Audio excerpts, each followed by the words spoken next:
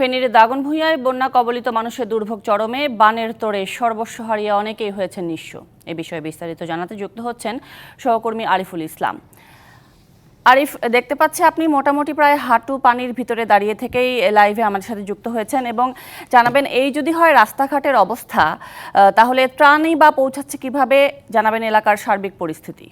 জি নিশ্চয়ই তরুণী, আপনি যেটা বলছিলেন পূর্বের সংবাদে আমি বলেছিলাম যে ফেনীর বিভিন্ন উপজেলা কিন্তু মোটামুটি পানি নেমে গেছে, তবে এই দাগনভূঞার আশেপাশে যে সমস্ত এলাকাগুলো রয়েছে সেখানে কিন্তু এখনো পানিবন্দী মানুষ। আপনি যত দূর যাবেন আপনার পানির গভীরতা কিন্তু সেটা বেড়ে যাবে। আমি যদি একটু দেখাতে যাই, আঁঠুর থেকেও আরো বেশি অবধি পানি কিন্তু এখানে রয়েছে।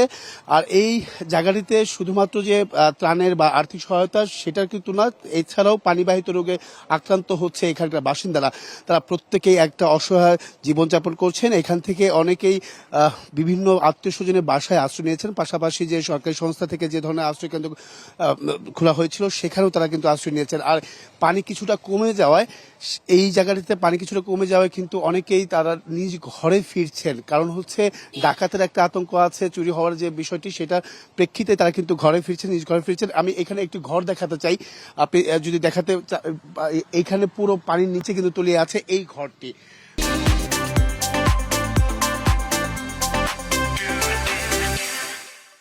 আর সেই ঘরটির বিষয়ে একটু জানতে চাবো আপনাদের কাছে যে এখানে কি পরিমাণ পানি ছিল আর এখন কি অবস্থা, আপনারা আসলে ঘরে ফিরছেন কেন? আমরা ঘরে কি করে ফিরবো স্যার, আমাদের তো ঘর ডুবা অবস্থায় আছে। আমরা সবাই আছি স্কুলে আশ্রয় কেন্দ্র হিসাবে। তো এখানে যা আসতেছে এখন পর্যন্ত আসছে শুধু শুকনা খাবার গুলা, আর এ পর্যন্ত চাল ডাল এই ধরনের কিছু তো আসে নাই। আর ঘর দুয়ারে তো আমাদের সব ভাঙচুরে পড়ে গেছে, সব ডুবে গেছে, এখনো পানি বন্দি।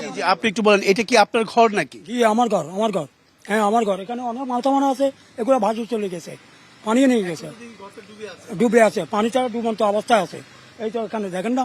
আপনি থাকছেন কোথায়? জি আপনি থাকেন কোথায়? আমি এখন টাউনে থাকি, পেনি আশ্রকাণ্ডে থাকি, পেনি। জি ধন্যবাদ তরুণী। আরেকটু বিষয় জানিয়ে রাখি যে আপনার এই জায়গাটিতে আপনি যত দূরই যাবেন না কেন, আপনার কিন্তু এই পুরো পানির মধ্যেই কিন্তু বসবাস করছে এখানকার বাসিন্দারা।